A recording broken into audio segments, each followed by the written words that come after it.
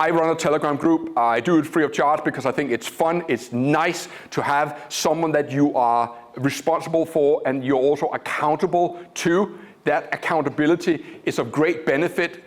Because another side story, sorry, but do you know how you separate yourself from, for example, some of the people that Steve Ward will no doubt discuss? Because Steve Ward, he is he's the coach to the creme de la creme, the really hedge fund phenomenals.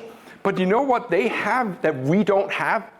They have someone looking over their shoulder saying, hey, Bob, do you think you've done enough damage for one day? Maybe you should just take a break. We don't have someone and coming and knobbing on our shoulder and saying, hey, should you cut it a day? And if you have completely unrestricted ability to do as much self-damage as you can possibly muster in one trading session, and let's face it, ladies and gentlemen, we all sat there and said, fuck you, Dow, I'm gonna short the shit out of you for no other reason that you piss me off.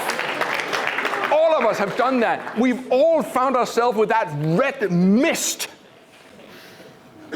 But Bob doesn't have that red mist because he's got a compliance manager going, enough for today, Bob, right? That's it.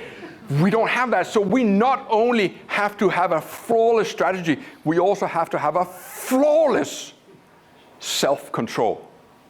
So what I'm arguing here, ladies and gentlemen, what if we actually developed an approach to trading which was much more situational than just sitting there aimlessly throughout the day from early morning to late night thinking that we can maintain that level of concentration for that amount of hours?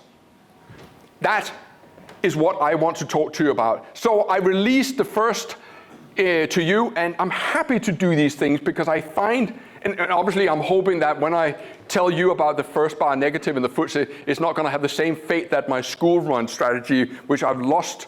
A school run was fantastic in August. I made a lot of money, and I was on holiday, which was the greatest part of it. And then September, all my performance nosedived. And then October seemed to find another, second breath. And then all of a sudden, November, school run, an aggressive school run. I mean, I might as well just sign over a blanco check to the broker at the moment because nothing seems to be working. My FX trading is to pits as well. But you know what? I stand here on a stage being totally and brutally honest about it because I know that the worst thing you can possibly happen is to have some YouTube guru that never ever loses. And it's frustrating because who are you kidding?